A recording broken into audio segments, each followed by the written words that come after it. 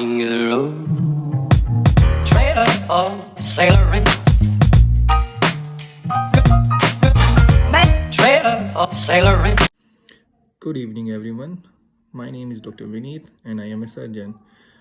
आज मैं आपसे एक बेहद common disease gallstone disease यानी कि पित्त की थैली में होने वाली पथरी की बीमारी के बारे में डिस्कस करूंगा। तो सबसे पहले ये बीमारी किन लोगों में पाई जाती है? ये किसी भी आयु वर्ग के लोगों में पाई जा सकती है। छोटे बच्चे age small age 5 to 6 years और elderly age elder age 80 to 90 years कभी भी किसी को ये बीमारी हो सकती है। लेकिन मुख्य तौर पर ये बीमारी लेडीज़ में मिलती है। फीमेल जेंडर प्रेफरेंस है इस बीमारी में। रिसर्च में पाया गया फैट फीमेल ऑफ 40 यानी कि 3F फैट फीमेल ऑफ 40 मतलब 40 साल या उसके आसपास की उम्र में ज़्यादातर ये बीमारी मिलती है। तो इस बीमारी के क्या क्या लक्षण हो सकते हैं? इस बीमारी में पेट में दर्द होना, जो कि आमतौर पर राइट साइड में पेट के ऊपर के हिस्से में ठीक पसलियों के नीचे हो सकता है, जो कमर की तरफ भी जा सकता है, या कभी कभार पेट के सेंटर वाले पोर्शन में जहां चेस्ट और एब्डोमेन यानी कि छाती और पेट जहां मिलते हैं वहां पर भी ये दर्द हो सकता है। मरीज को उल्टी जैसा या एक्चुअल में उल्टियां भी हो सकती हैं। आमतौर पर ये दर्द खाना खाने के बाद स्टार्ट होता है और ये दर्द धीरे धीरे अपनी इंटेंसिटी में प्रोग्रेस करता रहता है। कुछ घंटे बाद अगर पेन रिलीफ ना हो, दर्द का इंजेक्शन देने के बाद ही ये दर्द रिलीफ होता है। लेकिन किसी किसी मरीज में इंजेक्शन दर्द का देने के बाद जैसे ही दर्द के इंजेक्शन का असर खत्म होता है, उसके बावजूद भी पेन बना रहता है। तो ऐसे मरीजों में अल्ट्रासाउंड में पाया जाता है कि उसमें पित्त की थैली में साथ में सूजन आ गई है, जिसको हम एक्यूट कोलेसिस्टाइटिस बोलते हैं। और साथ ही ऐसे मरीजों को आमतौर पर दूसरे लक्षण भी आने लग जाते हैं, जैसे कि बुखार हो जाना, भूख न लगना। ये सब इस चीज़ के संकेत हैं कि आपकी पित्त की थैली में सूजन आ गई है। अब बढ़ते हैं इस बीमारी के लिए अनिवार्य टेस्ट। तो अनिवार्य टेस्ट में ब्लड के कुछ टेस्ट रहते हैं जो ये देखने के लिए काम आते हैं कि क्या कोई ब्लड में इन्फेक्शन तो नहीं हो गया है, पित्त की थैली में इन्फेक्शन तो नहीं हो गया है, और साथ ही क्या लीवर के ऊपर इसका कोई बुरा प्रभाव तो नहीं पड़ रहा है। अगर एंजाइम्स रेज हैं लीवर के, तो वो संकेत है कि लीवर के अंदर भी इसका दुष्प्रभाव पड़ रहा है।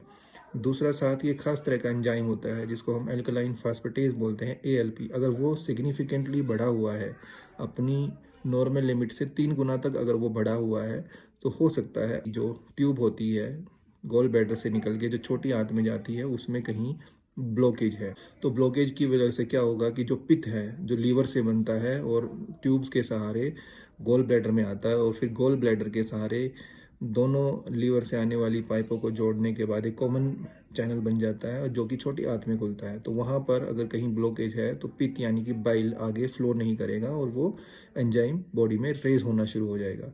तो ये तो हो गए बेसिक टेस्ट जो कराए जाते हैं। साथ ही अगर किसी को सर्जरी करने का ऑप्शन है तो ब्लड के बाकी टेस्ट भी कराए जाते हैं। अब आते हैं इसका इलाज में जैसे मैंने कहा था कि क्या दूसरे ऑप्शन है, तो एलोपैथी में यानी कि मॉडर्न मेडिसिन में इसका केवल एक ही इलाज है, जो कि है सर्जरी।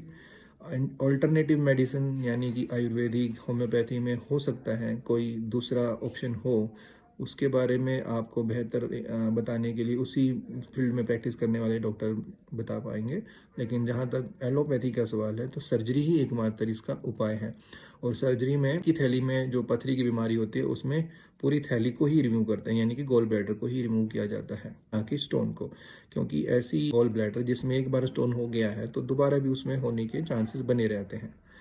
तो सर्जरी मान लेते हैं कि क्या सर्जरी कराने से शरीर के ऊपर कोई दुष्प्रभाव होते हैं। बहुत सारे लोगों को क्वेश्चन होगा कि गॉल ब्लैडर अगर निकाल दिया हमारे शरीर से तो फिर वो खाना पचने में मदद कैसे करेगा। तो देखिए, इसका आंसर इस बात में है कि जो पित्त होता है यानी कि बाइल होता है वो लीवर में प्रोड्यूस होता है, और गॉल ब्लैडर उसको बस स्टोरेज का काम करता है। लीवर में प्रोड्यूस होने के बाद ट्यूब्स के सहारे वो जो पित्त है, बाइल है, वो गॉल ब्लैडर में आ जाता है और वहाँ पर स्टोर रहता है।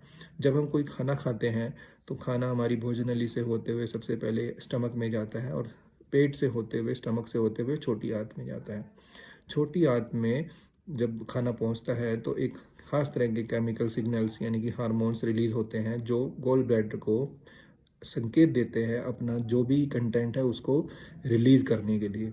तो सीसीके यानी कि कोलिसिस्टोकाइनिन एक खास तरह का हार्मोन गॉल ब्लैडर को स्टिमुलेट करता है कॉन्ट्रैक्ट करने के लिए, ताकि गॉल ब्लैडर से जो बाइल है वो रिलीज हो और वो छोटी आंत में आके खाने को पचाने में मदद करे। जो बाइल का मेन इफेक्ट है वो होता है हमारी डाइट में जो भी फैट वाला कंटेंट होता है, डाइट के फैट वाले पोर्शन को डाइजेस्ट करने में हेल्प करता है।